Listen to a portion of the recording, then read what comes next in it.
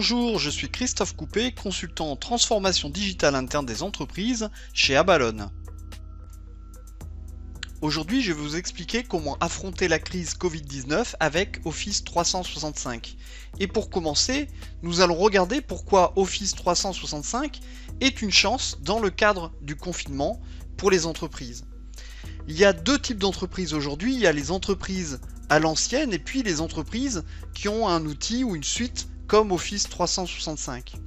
Les entreprises à l'ancienne ont un réseau informatique et pour accéder aux différentes solutions, aux différents outils de travail comme les serveurs de fichiers, l'outil métier, la messagerie ou l'intranet, il faut être à l'intérieur de l'entreprise, connecté au réseau physique de l'entreprise. Aujourd'hui, les collaborateurs sont en dehors de l'entreprise et ils ont donc un gros problème pour accéder à toutes ces ressources informatiques qui sont dans l'entreprise alors qu'eux-mêmes sont à l'extérieur. Alors, pour certaines entreprises, il y a des solutions avec la mise en place de ce qu'on appelle des tunnels VPN entre certaines personnes et le réseau d'entreprise. Mais très souvent, les VPN ne sont pas dimensionnés pour que toute l'entreprise, tous les collaborateurs puissent accéder à ces outils informatiques. Pour les entreprises qui ont déployé Office 365, la situation est différente dans le sens où tous les outils de travail collaboratifs sont dans le cloud, y compris l'intranet de l'entreprise, y compris la messagerie et bien sûr tous les autres outils comme Teams par exemple pour travailler ensemble et collaborer. Dans l'entreprise, il reste quand même certains outils, comme par exemple les anciens serveurs de fichiers qui restent inaccessibles sauf en utilisant le VPN, et certains outils métiers qui, eux, nécessitent d'être connectés sur le réseau interne et qui ne sont pas forcément accessibles depuis l'extérieur de l'entreprise. Quand on a Office 365, pour accéder à l'environnement de travail, c'est très simple. On tape office.com, on se connecte une première fois dans la journée en mettant son adresse professionnelle, on tape le mot de passe du compte qui nous a été communiqué, puis une fois que tout le processus de connexion est terminé, on accède à une page d'accueil d'Office 365 qui donne accès à la fois aux outils, mais aussi aux derniers documents que nous avons créés, et puis les sites auxquels on peut accéder. L'avantage d'Office 365, c'est que c'est accessible depuis n'importe quel ordinateur. Prenons l'exemple d'une société qui aurait équipé massivement les collaborateurs d'ordinateurs qui ne sont pas portables, mais qui sont plutôt des ordinateurs fixes, comme des tours. Eh bien, ces collaborateurs, même s'ils n'ont pas été équipés de portables, arrivés chez eux, peuvent utiliser à titre exceptionnel leur ordinateur personnel, que ce soit un portable, que ce soit un Mac ou un ordinateur Windows, et peut se connecter via un navigateur internet à l'environnement de travail et retrouver à la fois tous les outils, mais aussi tous les documents, toutes les données dont ils ont besoin pour travailler. Office 365 permet aussi d'accéder à tous les outils de la suite depuis un téléphone mobile, que ce soit pour l'intranet, mais aussi la messagerie, Teams, pour dialoguer, etc. Tous les outils ont leur version en mobile. Et puis la grande différence et la grande révolution un peu dans Office 365, c'est que c'est disponible à la fois pour les très grandes entreprises, les grands groupes, mais les mêmes outils, les mêmes licences sont accessibles aussi pour les toutes petites entreprises, les PME et les TPE, et c'est bien là la vraie révolution avec des outils comme Office 365. Nous allons aborder maintenant le cœur du sujet, c'est-à-dire comment gérer la crise avec Office 365. Dans une telle crise telle que nous la connaissons aujourd'hui, les impératifs de l'entreprise, c'est d'informer, informer et informer toujours, et puis aussi se coordonner et organiser. Pour informer l'entreprise, il y a un tas d'outils dans Office 365 qui sont indispensables, comme SharePoint, Yammer, Forms, Stream, Sway, Keysala, et nous allons voir dans la suite de cette présentation, pour chaque outil, ce qu'on peut en faire et comment on va l'utiliser. Première chose, il va falloir utiliser SharePoint pour créer rapidement ce que j'appelle un espace digital dédié au Covid-19 dans votre intranet. Cet espace servira à poster des informations, des actualités, à poster différents documents éventuellement, et puis à diffuser de la communication, de l'information à tous les collaborateurs.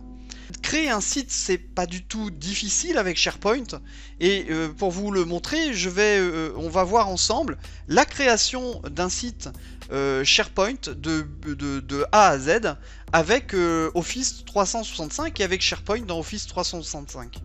Là, je suis en train de créer le site en lui-même. Et puis là, en ce moment, on voit la création des différentes pages internes du site. Alors évidemment, ça va très vite, c'est en accéléré. Ce que je suis en train de faire dans le cadre de cette démonstration, c'est que je crée une page de modèle. Et ensuite, pour toutes les autres pages internes, je reprends le modèle de ce que je viens de faire juste avant. Et je crée les différentes pages en mettant des belles en-têtes et des textes en latin. Ensuite, nous revenons ici à la page d'accueil du site que j'ai créé au tout début, et je suis en train ici de mettre en valeur toutes les différentes pages qui ont été créées en utilisant une webpart qui est dédiée à ça dans SharePoint et qui donne un aspect très moderne et très esthétique au site. Ensuite, en parallèle, ce que je suis en train de faire là, c'est que je suis en train de créer une communauté Yammer dans le réseau social d'entreprise pour pouvoir échanger sur le Covid-19. Et dans le site SharePoint, je suis en train d'ajouter une webpart ici qui va permettre d'intégrer au cœur du SharePoint, du site SharePoint dédié à ce sujet, l'espace Yammer. Donc voilà le résultat. On voit ici le site qui est terminé avec les différentes pages, et puis tout en bas l'intégration de Yammer. Et puis nous voici maintenant sur l'intranet de l'entreprise, et ce que je suis en train de faire, c'est que je suis en train d'intégrer un visuel très flashy pour pouvoir inviter les gens à se diriger vers le site dédié au Covid-19. L'opération ici a duré environ 30 minutes en réel. Évidemment, j'ai pas intégré les vrais textes parce que donc il faudra les rédiger, mais ce n'est généralement pas celui qui fait vraiment le site intranet qui rédige, donc il faut que ça soit fait en parallèle. Et donc l'opération est très simple et très rapide. Votre espace digital SharePoint va porter l'information, va porter par exemple des vidéos ou des documents, et puis ensuite il va falloir communiquer autour de cette information, et pour cela vous allez utiliser Yammer. Voici un exemple avec le groupe Yammer qui a été créé précédemment, et là je suis en train de poster à toute l'entreprise, toutes les personnes qui sont abonnées à ce groupe, je suis en train de poster une information, une recommandation de l'OMS en particulier. Les personnes vont pouvoir réagir et vont pouvoir poster eux-mêmes aussi des questions. Tout au long de la crise, vous allez chercher à prendre des nouvelles de vos collaborateurs, et pour cela vous allez utiliser Forms. Forms est un outil qui permet de créer des questionnaires. Les questionnaires sont composés de différentes questions à choix multiples ou avec des zones de saisie libre. Ce que vous voyez à l'écran, c'est la création d'un questionnaire de A à Z avec la définition de toutes les questions et les réponses possibles. Le questionnaire se construit en accéléré devant vous. Là, je suis en train de choisir une image de fond pour soigner un peu l'esthétique du questionnaire. Voilà qui est fait, et maintenant je peux commencer déjà à répondre au questionnaire. Donc là je vais répondre à toutes les questions qui m'ont été posées. Et ensuite dans le dernier je vais mettre un texte libre et je l'envoie. Le questionnaire a été envoyé, et là maintenant je suis administrateur, je peux voir les différentes réponses sous forme de diagramme, ou bien je peux extraire tous les textes libres qui ont été saisis pour pouvoir après les traiter. Ensuite, vous allez vouloir peut-être diffuser rapidement une information ou une vidéo même à l'intérieur, et dans ce cas-là, vous allez utiliser l'outil qui s'appelle Sway, et qui est un outil qui est assez peu connu finalement. Sway est un outil qui permet de construire une page web très rapidement en utilisant ce qu'on appelle des cartes. Ce que vous voyez ici, c'est une carte de titre. Vous pouvez mettre des cartes de texte, des cartes de vidéo, des cartes d'images, différentes cartes. Vous allez les ajouter les unes aux autres d'une certaine façon, et ensuite quand ça sera terminé, vous allez choisir un style de présentation. Et tout de suite, voici le résultat qui est là.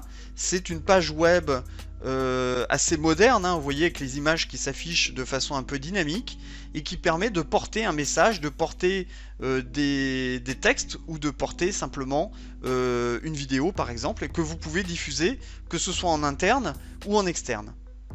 Tout au long de la crise, l'entreprise va vouloir diffuser des vidéos. Ça peut être par exemple une vidéo du directeur général qui va commenter la crise, ou bien ça va être des tutoriels pour aider justement les collaborateurs à utiliser les outils de télétravail ou d'autres outils ou d'autres processus dans le cadre de cette crise.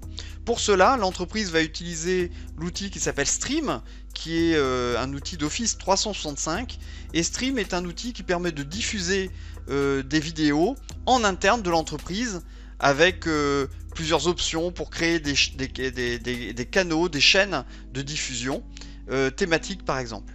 Et puis vous avez peut-être des équipes sur le terrain qui aiment bien utiliser par exemple WhatsApp.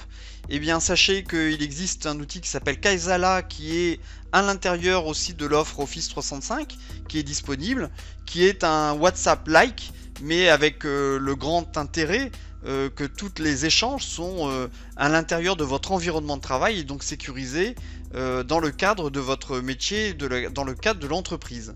Alors plus tard, Kaizala sera intégré dans Teams, mais aujourd'hui il est dès aujourd'hui disponible et vous pouvez l'utiliser pour ça. L'autre impératif au cours de la crise, ça sera de savoir se coordonner en interne. Donc on va utiliser Teams, on va utiliser Planner, et puis bien sûr Kaizala comme on l'a vu tout à l'heure éventuellement. Première étape, c'est de créer une équipe Teams de gestion de crise. Alors dans cet exemple, on a une équipe qu'on voit ici, et quand on zoome un peu sur les différents canaux qu'on a créés, on a créé un canal plan d'action, un canal stratégie générale, et puis un canal pour chaque direction dans lequel on va pouvoir échanger, communiquer à l'intérieur de ces canaux entre les directions. Alors vous allez bien sûr dialoguer pour préparer la stratégie et vous allez le faire avec Teams. Alors voici un exemple réel dans un Teams où je suis en train de publier une question sur la stratégie générale. Je demande à mes collaborateurs qui doit participer à la réunion, et puis tous les collaborateurs de l'équipe échangent entre eux en donnant leur avis, et puis on obtient comme ça un échange complet qui, si on l'avait fait par mail, on aurait eu 7 mails échangés. Tandis que là, on a tout réuni dans une seule discussion, ce qui est extrêmement pratique, multiplié par le nombre de sujets qu'on a à traiter dans le cadre d'une crise, c'est juste indispensable. Ensuite, vous allez pouvoir gérer les tâches des crises et vous allez le faire avec Planner. Alors, nous sommes de retour dans le Teams. Quelqu'un vient de dire qu'il a ajouté des tâches et moi je lui réponds que je vais aller voir s'il y a des problèmes parmi les tâches qu'il a déposées, je vais contrôler. Donc nous sommes ici dans Planner qui est intégré dans Teams, et puis je suis en train de regarder toutes les tâches qui ont été déposées. Alors Planner permet d'écrire des tâches de façon très précise, et puis Planner propose des outils de supervision comme des graphiques ou bien une présentation par planning. On peut aussi regrouper les différentes tâches par des labels par exemple, ou par les personnes à qui on a attribué ces différentes tâches. Donc là je réponds OK pour moi, et là la discussion est terminée et j'ai pu contrôler les tâches et répondre aux collaborateurs. Alors bien sûr vous pouvez interagir avec l'équipe de crise en direct depuis votre téléphone en utilisant la version mobile de Teams, mais vous pouvez aussi visualiser toutes les tâches de gestion de crise et interagir avec ces tâches depuis toujours votre téléphone avec l'application mobile de Planner. Nous venons de voir comment gérer la crise avec Office 365 et nous allons voir maintenant comment on peut télétravailler en équipe avec les outils d'Office 365. Le challenge auquel on est confronté aujourd'hui, c'est que pour toutes les personnes qui travaillaient sur plateau, les relations entre les collaborateurs étaient vraiment synchrones et sur la base des paroles, et c'est très simple pour communiquer. Et puis là, nous sommes tous en asynchrone. Et le danger auquel nous sommes confrontés, c'est que les paroles que nous avions, les échanges verbaux que nous avions, soient remplacés par un avalanche de mails. Et cette avalanche de mails va être un gros problème parce que ça peut complètement scléroser la collaboration au sein de l'entreprise. Alors les impératifs, c'est vraiment de privilégier Teams pour tous les échanges en interne, pour animer l'équipe, pour animer les projets et aussi pour faire des réunions en visio avec Teams. Alors, je vous recommande d'utiliser Teams, ne serait-ce que pour recréer déjà un lien social entre les collègues de l'équipe tout le temps que durera le confinement. Alors, ça se traduit par une équipe Teams pour animer l'équipe de collaborateurs. On voit ici dans cet exemple différents canaux.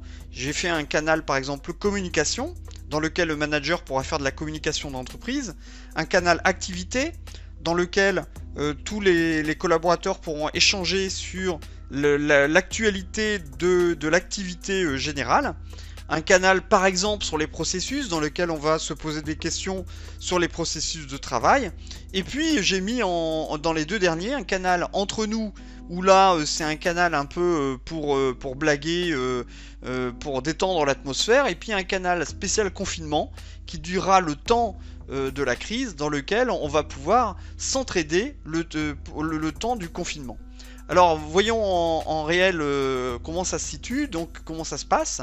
Là je suis dans le canal entre nous, et puis je viens de demander à mes collègues comment va le moral, et puis ils sont tous en train de me répondre.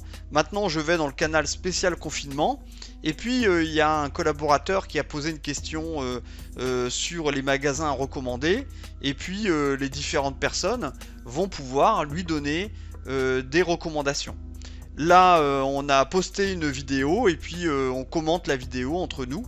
Tout ça, ça permet vraiment à la fois de travailler, parce qu'on va bien sûr travailler dans le cadre de notre métier entre nous via les canaux de processus, activité, communication. Et puis c'est aussi, ça permet grâce aux deux canaux que j'ai présentés de recréer un lien social, c'est-à-dire de recréer un peu la relation qu'on a devant la machine à café mais qu'on ne peut plus avoir en ce moment. Bien sûr, vous allez aussi utiliser Teams pour télétravailler sur les différents projets, que ce soit avec vos proches collègues ou avec les collègues des autres équipes. Nous revoici dans Teams pour une petite démonstration. Je viens de voir dans mes notifications que j'ai été mentionné. Je réponds à la question d'un collègue à propos d'un projet. Et puis je vais voir mon équipe sur le projet Zeus. Je vois Loïc qui pose une question et moi je réponds en demandant à une collègue si elle a de la disponibilité pour aider ce collaborateur. Chloé me répond oui, elle va pouvoir y aller, et Loïc répond génial, je vais t'appeler. Donc on voit bien ici qu'il y a eu un échange qui se fait uniquement par Teams, et encore une fois, si on avait fait cet échange par mail, ça aurait été très compliqué parce qu'il n'y a pas qu'un seul projet, il y en a plein d'autres, et ça aurait été très compliqué de pouvoir s'y retrouver. Alors, on va aussi utiliser Teams pour monter les réunions d'équipe. Alors, retour encore dans Teams pour une démonstration. Je suis dans un canal. Je clique pour monter une réunion. Je suis en train de définir le titre de la réunion, les gens qui vont y assister. Et puis, je vais mettre une petite explication sur l'objet de la réunion. Et là, je vais mettre un petit titre, à la réunion. Et hop, je vois dans mon canal maintenant la réunion qui apparaît, et le jour venu, je n'aurai qu'à cliquer sur ce bandeau bleu qui symbolise la réunion pour pouvoir la rejoindre. Et quand je vais rejoindre cette réunion, je vais pouvoir dialoguer en vidéo avec mes collègues, pouvoir échanger, partager mon écran de façon très simple. Alors, quelques bonnes pratiques pour utiliser tout ça. Il y a une fonctionnalité dans Teams qui s'appelle le like. On peut liker un message. C'est une bonne pratique parce que quand vous likez un message, vous indiquez à la personne qui l'a écrit que vous avez vu ce message. Donc c'est très simple, ça prend juste un clic et ça permet d'avancer. Il faut vraiment choisir entre Teams ou mail. C'est-à-dire que si vous créez une équipe Teams pour un projet par exemple, il ne doit plus y avoir aucun mail sur ce projet. Tout doit passer par Teams. Si vous faites un mixte des deux, vous allez forcément perdre au jeu parce que vous allez faire un peu le travail en double. personne ne saura où vraiment est l'information, personne ne saura où il faut aller regarder, s'il faut regarder dans Teams ou s'il faut regarder dans le mail. Donc faites un choix. Mettez une photo de profil. C'est un peu ce que j'appelle la politesse des réseaux sociaux et des outils digitaux. Mettez une photo parce que ça va aider les gens à mieux reconnaître qui parle sans même avoir à lire votre nom. Installez la version mobile de Teams parce qu'elle est extrêmement bien faite et elle va vous permettre d'être notifié de façon très simple et puis de pouvoir réagir même si vous n'êtes pas forcément devant votre ordinateur au moment où un message est déposé. Quand vous faites une visio, si c'est pas utile, coupez la vidéo parce qu'on a un grave problème quand même en ce moment de débit un peu partout sur internet. Donc si vous coupez la vidéo, vous aurez beaucoup moins de difficultés à communiquer et à partager par exemple les écrans. Pour répondre à un message dans Teams, cliquez sur le bouton répondre. N'ouvrez pas une autre conversation. Si vous ouvrez une autre conversation, vous recréez un peu le bazar qui est créé par les messages, par les mails. Donc cliquez bien sur répondre pour rester dans la même conversation. Quand vous créez vos canaux, réfléchissez bien à quel canal vous allez créer. Ces canaux doivent correspondre à des échanges, des thématiques d'échange que vous avez régulièrement entre vous, soit dans le cadre d'un projet, soit dans le cadre de l'animation d'une équipe. Et puis, formez-vous à Teams, et pour cela, vous avez beaucoup de ressources gratuites sur Internet. Et Patrick Guimonet a posté récemment un souhait qui rassemble tous les moyens de formation qui existent sur l'outil Teams. Vous pouvez y accéder en utilisant l'adresse email qui apparaît sur cet écran. Voilà, c'est fini pour cette vidéo, j'espère qu'elle vous aura été utile. N'hésitez pas à suivre mon site digital-insight.fr et à lire mon livre Le Digital Interne en entreprise qui vous donnera toutes les clés de compréhension d'Office 365. Mes collègues de la société Abalone et moi-même sommes à votre disposition si vous avez besoin de conseils ou d'accompagnement. À bientôt!